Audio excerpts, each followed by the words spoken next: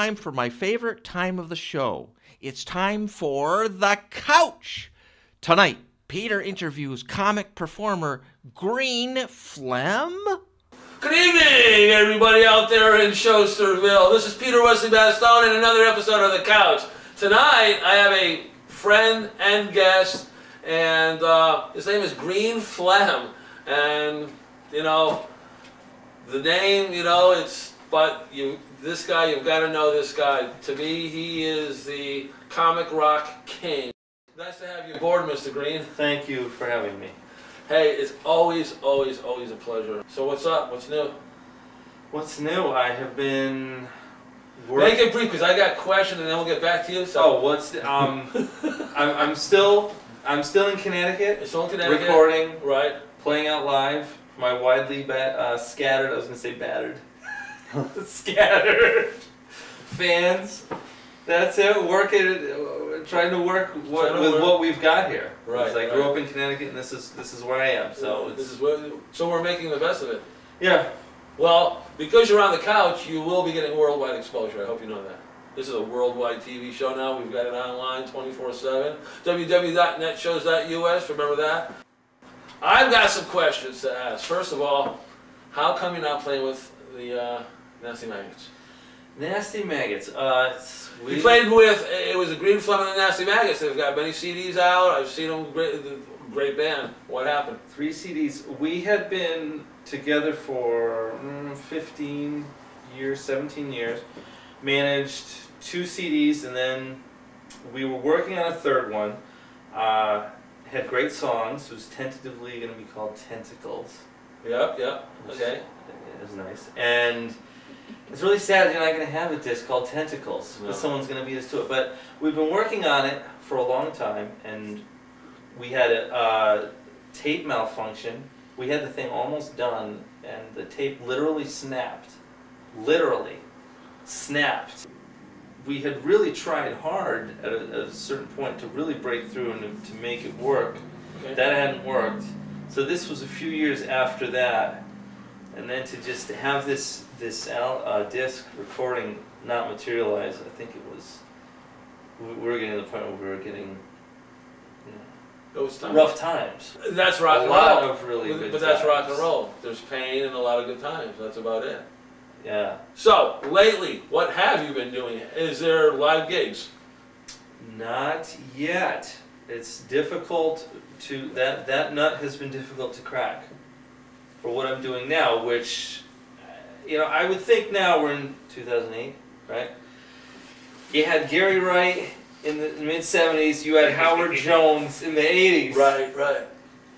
You think that a guy with keyboards, synthesizers people would be used to it by now, and they would be open to it. But it's not proving that way at all. They're acting like I'm walking around from Venus with 2 heads on my shoulder. What's the Green Flem sound now? At one time it was straight ahead rock and roll with a lot of comedy thrown in. What's it now? Well, the comedy element is still there. What is the sound like? It's you know what? If you took the song Dreamweaver, okay, love that song, or actually the album Dreamweaver, okay, and the movie Werewolf in a Girl's Dormitory, and found the meeting ground between those two. Okay, I can picture that. I can actually picture that. Right. Well, I know the album, so yeah. If that description is somewhat appealing to you, then I think this is for you. Why do you use vintage synthesizers? They are more fun. They're more fun. You're gonna see. I brought along my favorite synth tonight.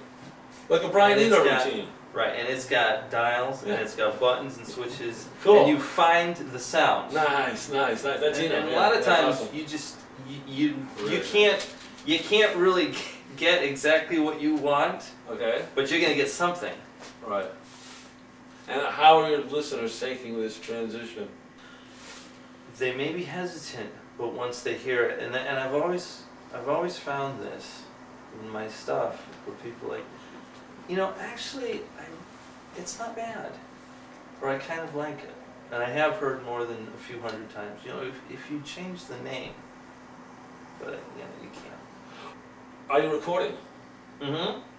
Yeah. Any new stuff, like, or just? 2005, I put out Lady Piranha, and then my latest is called Shaka Raka Googie, and both of them are mostly instrumental. They've probably got, well, let's just say half instrumental, Okay. half songs with lyrics, Okay. and pretty sparse productions, not a lot of percussion or No. guitar, bass and stuff, mostly synthesizer and some tambourine.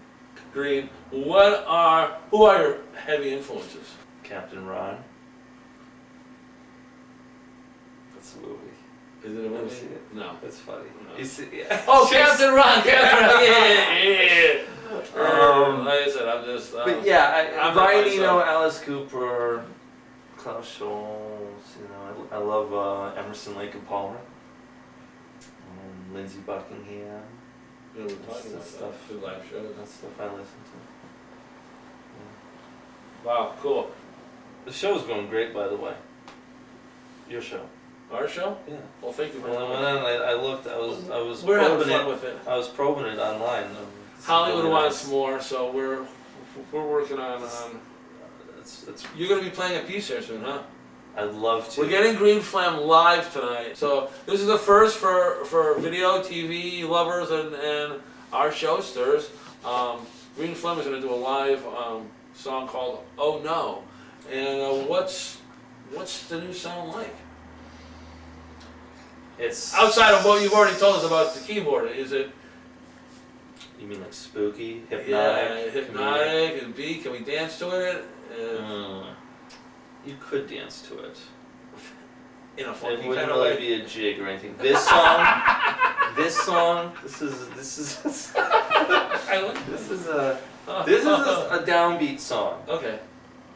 That's. It's about a very serious subject. I'm too messed up to dance these days anyway.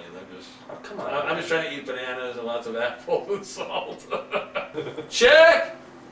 This is Peter Wesley Bastone, and you're watching The Couch on Media Factory Show Television. We're gonna move it on to the live performance end of it, and let's get things started. We're gonna move on to the stage.